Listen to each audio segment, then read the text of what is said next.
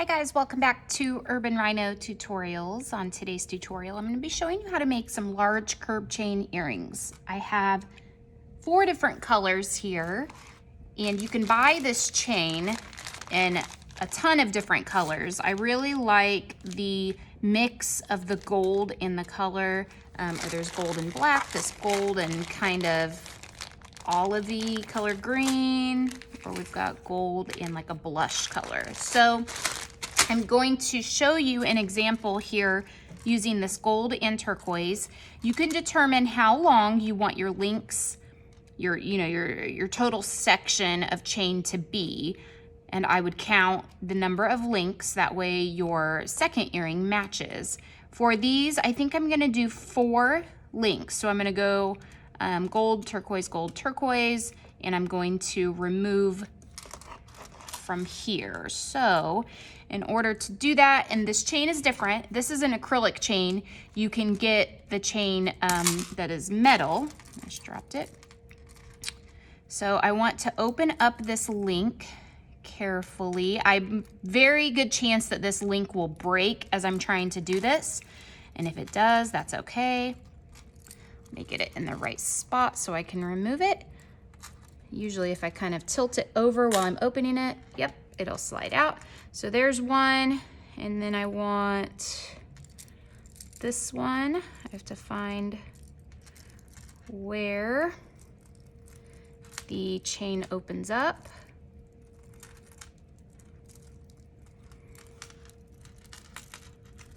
All right, let's get this one off of here.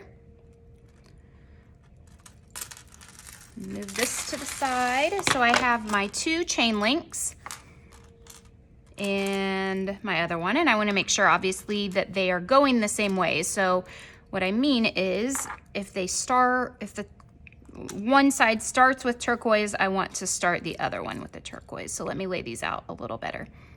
Now there are a few ways you can connect I'm going to do a stud backing here.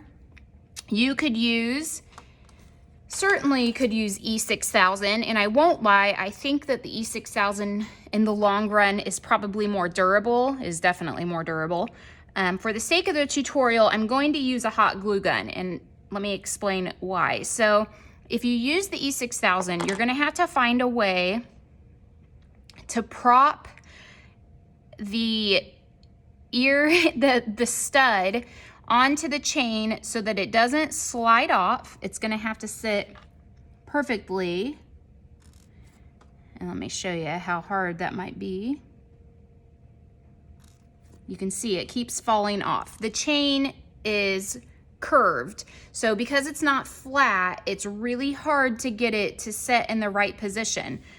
That time, obviously, I did. So if you want to take the time, balance it, get it where you want it, you can certainly use the E6000 to adhere the backing to it. For the sake of the tutorial, I am going to use a hot glue gun.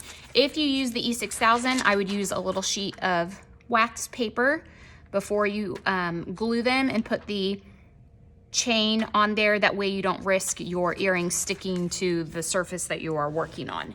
So all I'm gonna do for these is put a small drop, just kidding, I need a glue stick, a small drop of glue and the ear wire, ear stud, not the ear wire.